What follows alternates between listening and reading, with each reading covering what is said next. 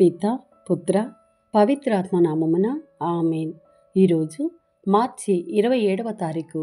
లూకాసు వార్త 11వ అధ్యాయము 14వ వచనము నుండి 23వ వచనం వరకు. ఆయన ఒక మూగ దయ్యమును పారద్రోలుచుండెను. దయ్యము పారిపోవగానే మూగవాడు మాటలాడుటను చూచి ప్రజలు ఆశ్చర్యపడిరి. కొందరు ఇతడు దయ్యములకు అధిపతియగు బెల్జెబూలు వలననే దయ్యములను వెడలగొట్టుచున్నాడు అనిరి. మరికొందరు ఆయనను పరీక్షింపగోరి పరలోకము నుండి ఒక గురుతును చూపుము అనిరి. యేసు వారి ఆలోచనలను గ్రహించి వారితో ఇట్లనెను, అంతఃకలహములకు గురి అయిన ఏ రాజ్యమైనను నాశనమగును, కలహమునకు గురి అయిన ఏ గృహమైనను కూలిపోవును. సైతాను రాజ్యము అంతఃకలహమునకు గురి అయినచో అది ఎటులా నిలువగలదు.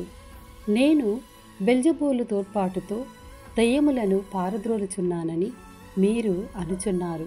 అటులైనా మీ కుమారులు ఎవరి వలన పారద్రోలుచున్నారు కనుక వారే మీకు న్యాయాధిపతులు.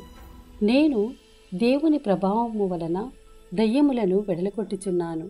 కాబట్టి దైవరాజ్యము మీ సమీపమునకు వచ్చి ఉన్నది. బలవంతుడు ఆయుధములను ధరించి తన ఇంటికి కావలి కాచుకొనినచో అతని సంపద సురక్షితముగా ఉండును. కాని అతనిని మించిన బలవంతుడొకడు దాడి చేసి అతనిని కొల్లగొట్టిన అతడు నమ్ముకొని ఉన్న ఆయుధములను స్వాధీనము చేసుకొని అతడు దోచుకొనిన సంపదను పంచిపెట్టును. నా పక్షమున ఉండనివాడు నాకు ప్రతికూలుడు, నాతో ప్రోగు చేయనివాడు చెదరగొట్టువాడు. ఇది ప్రభుని వాక్కు. సర్వేశ్వరునికి వందనములు.